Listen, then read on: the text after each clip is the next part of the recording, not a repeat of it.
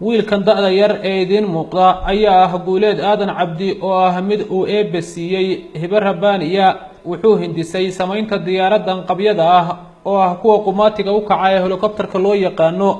taasoo maraysa in marwaxadaha sare ay wareegaan iyadoo ku shaqeynaysa dab hore wuxuu ugu caanahaa samaynta iyo soo saarista alaabta caruuruhu ku ciyaaraan oo ka samaysan naqshadaha baabuurta iyo diyaaradaha kuwaas oo ka sameyn jiray caagaga iyaga oo soconaya Guuleed oo ah arday dhigta fasalka 7aad ee iskuulka ayaa degan magaalada Buuhoodle gurigooda ayuu ku dhex sameeyaa agabkan tuulka uu ku shaqeeyana waa mid kan idin muuqda gidaarka waxa ugu dhigsan naqshada diyaaradda uu rabo inuu ka dhigo tan idin muuqata ee qabyada ah taasoo isagu gacantiisa ku sawiray Guuleed ayaan weydiiyay hamiga uu ka leeyahay samaynta diyaaradan xilligan qabyada oo ah qalabkan ka sameeyay imika tan waa diyaar oo waxa uu ka dhimay jinki laakiin hadii aan wan dhamaan kara wax dhib iguma haysto laakiin kuwa kale oo ka yaryar way yaalaan far badan oo kuwaas way ordan laakiin tan waa kuwa caadiga ah la raaci jiray oo waxa uu ka dhimay muraayadaha iyo jinki oo gartay marka noocee way tiray noocaas helicopter qumaatiga ka caawiyaan imika Soomaaliya laga ma helay laakiin waa kuwa qumaatiga ka waxa wata booliska iyo waxa ka haysto oo ku qumaatiga ka laga hadlay waxa kugu dhaliyay marka hindisaha noocan inaad helicopter ka bilowdo waxay ugu dhaliyay wallahi runtii aniguna waa isku dhaliyay ana marka hore ana yarba iyaga yaryarba ka bilaabay markii hore caagadan ka bilaabay markii dambe macallimadeeda igu dhiirigelisay kadibna waan kordhiyay imika waxaan jeclahay inaan Soomaaliya diyaaradaha caadiga ka mamnuuco kuwa aan sameeyo oo ka shaqeeya waa gartay ma isleedahay waad gaari kartaa hamiga noocaas haddaan aniguna aan kan iyo jaban waan gaari karaa oo imika waxaan ahayn imika hadanba waan samayn karaa waxaan ahayn waxa jirta qalabkii sida birihi iyo waxaan ahayn laakiin waan samayn karaa dhibig ma hayso xagaad ka baratay marka waxaan adigu in sidaan loo sameeyo la isugu raab kara kabo wallahi cidna kama baran maskaxda ka keenay qofku haduu wax isku dayo ku guulaysan kara laakiin inta badan dadka Soomaalida isku madayaan waxay u yaqaan imika aniga waa la igula yaab waxa la yiraahdo dadku maxaad ku falay waa maskax ma ku yiraahdaa dadka oo waxa aan gaaray heerkaas idinkuna gaar marka hadda bahashan ruuxada wareegaysan maxaad ku wareejisay hanka ijin yar bilaadahay laakiin ijinka aan awood saas aanu keenay laakiin awoodda imika hadda iyadu ay aad soo wareejisa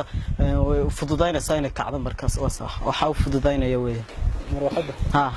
marka ma kacaysa hadii si wareegto hadda imika aan ijinka imika taasna waa tii kala celinaysa tan waa kiciyada oo handbrake-gaas iyo saacadaas ay hadhowto dabka laga shaqeynayo kaga shaqeysiinayo ay ku kacaysaa تينك وقالت إنك تسامح سمعتها والله إن بدن ما قادني إن طاري قادت لكن إنك وكوجل استوى الدود وحيد بكهرسن والله وحن شعلان لها إنه هلا وحن مال أن وح قسمية حبانة إنك ماشي هو جوري دحدي لكن هذا إنك عن هلا وح يقع ويسد برها قلب كوحاسنا عاسة waxaan sameyn karaa meel diyaaradaha caadiga waaweyn inaan sameeyaan jeclaayo la raacayo gudoomiyaha dalada warada dhalinyarada ee gobolka Cayn Abukaati Cabdikariin Maxamuud Axmed ayaa ku booqday gurigiisa isagoo u muujiyay dhiirigelin wuxuuna codsaday in hankiisa la dhiso lana garab istaago wiilkan yar ee hibada leh inay sameeyay marwaxadiisa ay wareegaysa waa helicopter weyn wuxuu qaadi karaa ilaa 3 ilaa 5 qof uu qaadi karaa waxa adeegsan karaa ciidan iyo shacab hadii helicopterkan lagu guuleysto ninkan wuxuu u baahan yahay dhalinyarada oo aan weligii tagin dibad u bixin magaalada ku dhashay jooga meel wax lagu farsameeyo aan arkin maskaxdiisa wax ka keenay wuxuu u baahan yahay ninkan maanta in la gacan qabto dalka iyo dadka u baahan Guuleed maanta waxa weeye waa agoon reer danyar ka dhashay wuxuu u baahan yahay in ninkan la gacan qabto oo waliba laba qolaan fariin u diraya madaxda qarankana fariin baan u diraya shacabka Soomaaliyeedna fariin baan u diraya shacabka Soomaaliyeed waxaan leeyahay ninka dhalinyarada ah adduunka wax la isugu yahay aakhiro qofka amalkiisu la tagayaa hambi buu hayaa wadanka wax buu soo saarayaa ninka dhalinyarada aan gacan qabano waliba dadka deegaankan u dhashay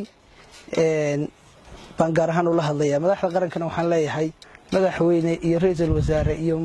xukuumadda dhan waxaan leeyahay iyo golayaashaba Guuleed maanta dadkii aad u dhaarateen oo aad ku ballan qaadeen markii musharaxiinta ahaydeen inaad wuxuu qabanaysaa buu ka mid yahay waa agoon waa danyar waa farsamo yaqaan wadanka waxaynu u dirsanay tababar waxaan u dirnay bayloodo Turkiga inoo jira iyo wadamo badan diyaaradana ma lihiin aynu soo saarno iyo cidii waxay noo samaysay waxaan aaminsanahay bayloodada la soo tababarayo diyaaradaha kicin lahaayeen ninkii sameyn lahaa inuu ninkan yahay marka waxaan rabnaa ninkan waa ninka dhalinyarada ah wali ma qaan gaarin in ninka la gacan qabto oo madaxdu waxa la yiraahdaa si fiican u gacan qabato xil baa ka saaran macallin Caasha Axmed Cumar oo ilaa yaraantiisii macallin u soo ahayd wiilkan ayaa ka hadlaysa taariikhdiisa markii uu yaraa wiilkani iyo sida lagu ogaaday inuu hibo noocan leeyahay helicopterka maanta aynu ag taaganahay ayuu sameeyay macnihii marka weeyaan waxa ka dhiman in macnihii tababar la siiyo oo meel wax lagu baro la geeyo ama la dirigeliyo oo qalab iyo wax haduu heli lahaa waxaan qabaa mid duulaysa inuu sameyn lahaa inkastoo wiilkani hibo dheeraada iyo kartiyo ka muuqato kama maarmo gacan qabasho iyo dhiirigelin dheeraad ah taasoo u sahli karta inuu mustaqbalka soo saaro wax anfaca bulshada oo dhan